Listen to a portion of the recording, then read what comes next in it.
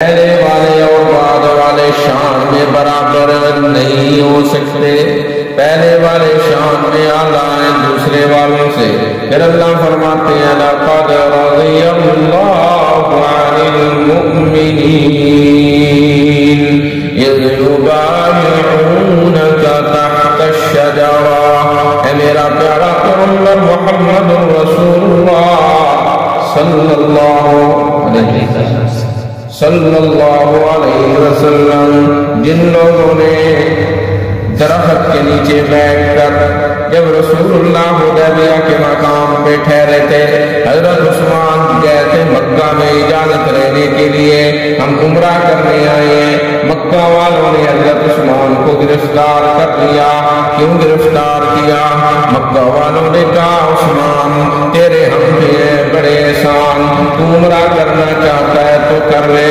جواب میں بولا عثمان کس طرح عمرہ کر سکتا ہے عثمان جب اس کے ساتھ نہیں ہے محمد جان صلی اللہ علیہ وسلم، میں اکیلا عمرہ نہیں کروں گا.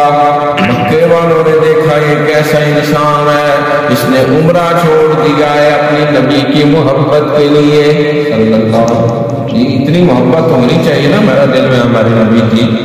وہ نبی کون سا نبی جس کی اللہ کو اتنی حیا ہے، جس سے اللہ اتنی محبت کرتے ہیں.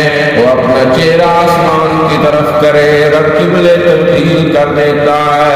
وہ اپنے ہاتھ کو پانی کے اندر رکھے، ایک پیالہ پانی کا ہو تو رب اس سے چشمے جاری کر دیتا ہے. وہ اتنا عظیم نبی ہے، وہ اتنا عظیم نبی، وہ اشارہ کرے تو رب چاند کو دو ٹکڑے کر دیتا ہے. ہمارے پنجابی کا ایک شعر ہے، شاعر ہے، وہ کہتا ہے میں پوچھیا عید دے چن کو،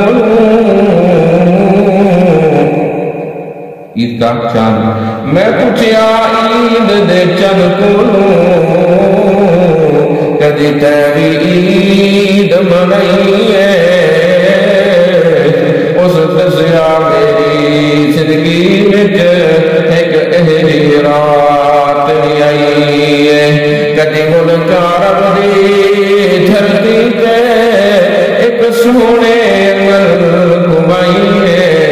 اس انگل دے راز اشارے تے میں ترٹ کے عید منائی ہے. اتنا شان والا محمد رسول اللہ صلی اللہ علیہ وسلم کڑوے دھوئے میں اپنا لعاب ڈالے، رب شہد سے میٹھا کر دے. اتنا شان والا محمد رسول اللہ صلی اللہ علیہ وسلم.